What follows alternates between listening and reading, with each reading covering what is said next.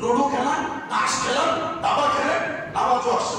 যদিও রাসূল বলছে যারা তাস, লুডো, দাবা, ক্যারাম বোর্ড যা কিছু আছে যারা খেলে ফাকাদ আসাল্লাহ রাসূলা, তারা আল্লাহ এবং তার রাসূলের বিরুদ্ধে অবস্থান করে। কোথায় বলেন? তাহলে আপনি ওই দাবার ঘরে, ক্যারাম বোর্ডের ঘরে, লুডোর জায়গায়, তার মানে আপনারা একদিকে আর আল্লাহ তার রাসূল একদিকে, এবার যুদ্ধ করেন। আপনার হাতে দাবা, আপনার হাতে তাস, দাবার গুটি, পিস্তল, কামান, মিসাইল, আর এদিকে আল্লাহ এবং তার রাসূলের দিকে। পারবেন যুদ্ধ করতে? সম্ভব? এক হাদিস। দ্বিতীয় নম্বর হাদিস, রাসূল বলেছেন যদি কোনো ব্যক্তি এই দাবা, তাস, লুডো, ক্যারাম, গেম যা কিছু আছে এই যে খেলা, এটা যদি কেউ খেলে তাহলে সেটা শুকরের গোশতে এবং রক্তের ভিতর হাত ঢুকিয়ে দিবে। কেন শুকরের কথা বলা হলো? কেন রক্তের কথা বলা হলো? শুকর এমন একটা নিকৃষ্ট প্রাণী, শুকর এমন একটা জঘন্য প্রাণী যার শরীর থেকে গন্ধ পায়।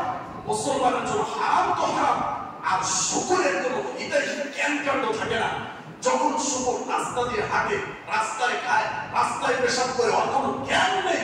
এজন্য নবী ইসমাঈলকে যখনই আল্লাহ কোনো শাস্তির কথা বলছে তখনই বলছে আমি তাদেরকে শুকর এবং বানর বানিয়ে দিয়েছি। কারণ বানর আর শুকর এমন দুইটা প্রাণী, এদের কোনো লজ্জা সরম কিচ্ছু নেই। একজন মানুষ যখন দাবা, ক্যারাম বোর্ড, গেম এগুলো সে ব্যস্ত থাকে তখন তার ভিতর থেকে জ্ঞান কি হয়ে যায়? চলে যায়।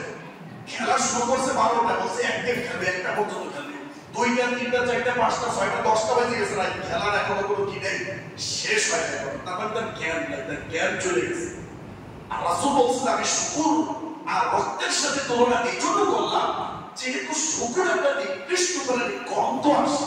তো তুমি যখন দাবা, লুডো, তাস খেলার কথা মনে করবে তোমার জন্য ওইটার ভিতরে একটা ঘৃণা চলে আসে। নিষেধ তো নিষেধ, ভিতরে যেন একটা ঘৃণা সৃষ্টি হয়। শুকর যেভাবে খাওয়া নিষেধ তো নিষেধ, ওটা দেখলেও আমার বমি আসে। নিকৃষ্ট, রক্ত হারাম, এটা নিষেধ, এটা খাওয়া যায় না, এটা থেকে গন্ধ আসে পচে গেলে। দাবা, তাস, লুডো, ক্যারাম বোর্ডের কথা বলে উঠলে আপনার ভিতরে যে একটা দুর্গন্ধ, একটা ময়লা, একটা বস্তি মনে হয়, একটা খারাপ জিনিস মনে হয়, যেটা ওটা খাওয়া যাবে না।